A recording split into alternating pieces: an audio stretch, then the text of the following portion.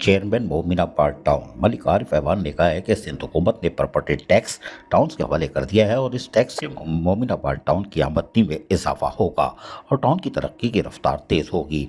इन ख्यालात का इज़हार चेयरमैन मोमिनाबाद टाउन मलिक आरिफ ऐवान ने वर्ल्ड बैंक के मातहत इदारे क्लिक के ज़ेर एहतमाम जायदाद सर्वे के हवाले से तकरीब में मौजूद बिजनेस कम्युनिटी और आवाम से खिताब करते हुए कही, जिसमें उन्होंने तमाम शुरा को आने पर खुशामदीद भी कहा। तकरीब के आगाज़ पर क्लिक के नुमाइंदों ने जायदाद सर्वे की इफादियत से आगाही फराहम की।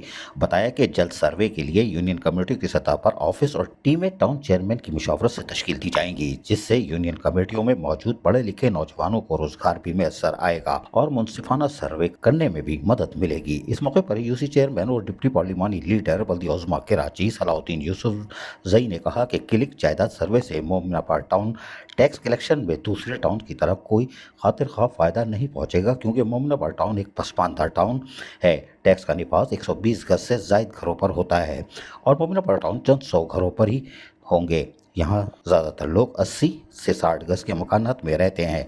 यहाँ गरीब और मेहनत कश लोग आबाद हैं जिनके टैक्स के बारे में आगाही बिल्कुल नहीं है। सर्वे के दौरान आवाम को आगाही फराहम करने के लिए बल्दियाती नुमाइंदे अपना भरपूर किरदार अदा करेंगे, जिससे फ़ायदा पहुँचेगा।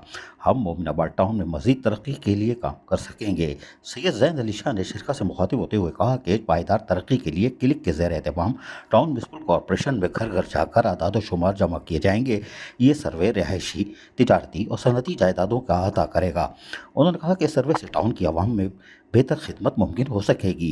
क्लिक की जानिब से जायदाद टैक्स निज़ाम को जदीद बनाया जा रहा है और इस निज़ाम के ज़रिए पैदा होने वाली इजाफी आमदनी मुकामी कौंसिल को शहरी खिदमत और इंफ्रास्ट्रक्चर को अपग्रेड करने के काबिल बनाएगी। अजीज़ आरिफ, KBS बल्दियाती न्यूज़ कराची। ऐसी ही खूबसूरत वीडियोस फ्यूचर में हासिल करने के लिए रेड बटन पर क्लिक करके और बेल आइकॉन को प्रेस करके हम सबके सब्सक्राइबर बनना मत भूलिए।